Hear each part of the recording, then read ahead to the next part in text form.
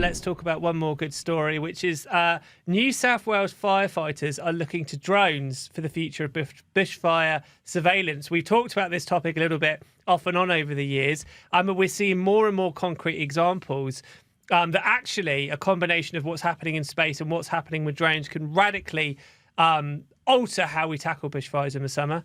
Jake, tell us a bit more. This was a mission, a 2-week trial by the New South Wales Rural Fire Services, working with this company, I don't know if it's Nenox or Ninox Robotics, which use these Perimeter 8+ long-range multi-rotor drones to transmit, yes. That deserved a whistle. Maybe you could put a whistle on the drones. I don't know what it would accomplish, but... Well, it's not. Go on. I'm going to talk some good nonsense. Go on. Carry on. But this was transmitting real-time footage day and night. The RFS has used the data to plan outbreak detection, deployment of firefighters, and intelligence gathering on ongoing fires. So these drones, they can operate for up to 4 hours, ranges of 50 kilometers from the control station. They have dual electro-optical and infrared gimbaled camera capabilities, which let them spot these heat signatures from lightning strikes that cause fires.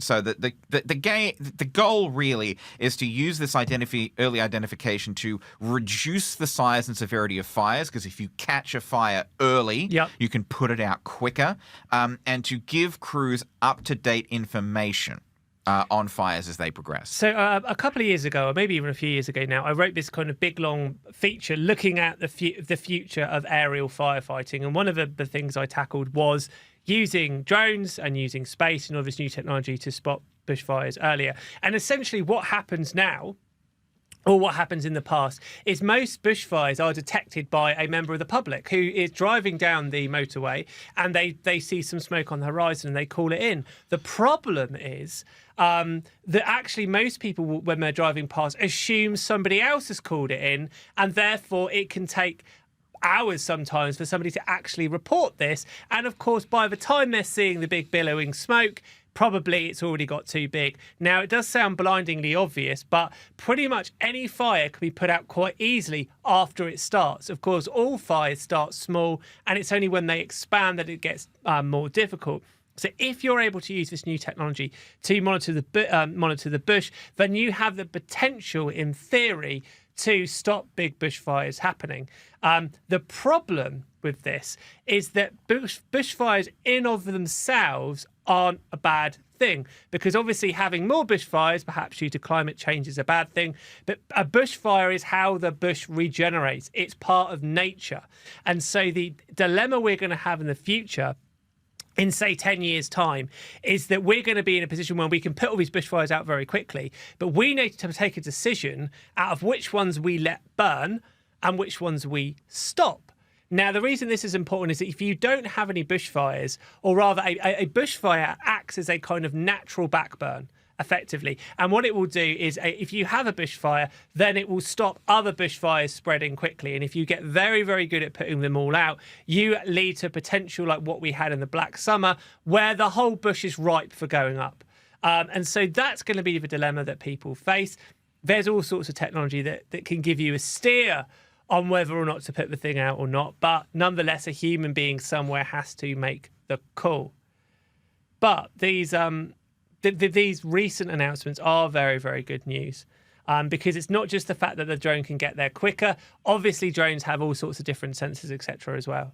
Well, and there's also the ongoing information on the bushfire as it progresses. It's a lot safer to fly a drone over a bushfire than it is to fly a plane or a helicopter, because a drone is expendable. So you can send a drone out over a fire and say, oh, it's looking a bit risky over on this side. We might want to do a bit of backburning, or focus our water bombing efforts on this side so that it doesn't spread too far in this direction and get too close to homes.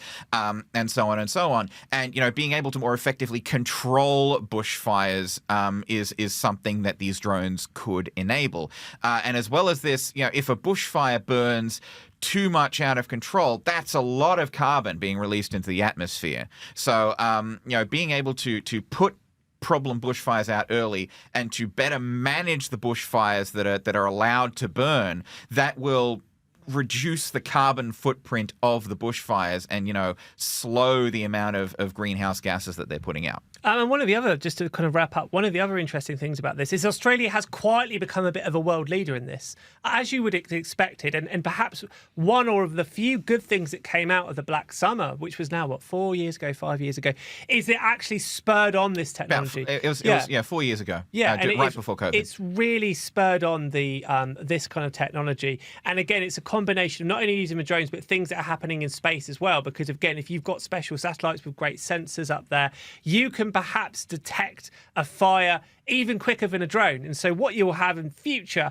is a combination of satellites and drones working together. So if your satellite in the sky spots the fact that you might have an outbreak of a fire, then you dispatch the drone quickly to take a further look alongside other sensors you can have in the forest too. So it's going to be very interesting to see where we are in 5 or 10 years' time. And hopefully a lot fewer fatalities of firefighting forces. Yeah, exactly, because it is obviously a very dangerous thing to do. It's a dangerous thing for the people in the air. It's a dangerous thing for the people on the ground. And obviously, even if you put fatalities to one side, if your family home burns down, that's obviously terrible. Whole communities are at risk. We are hopefully going towards a future where disasters like the Black Summer will never happen again. Fingers crossed. Fingers crossed.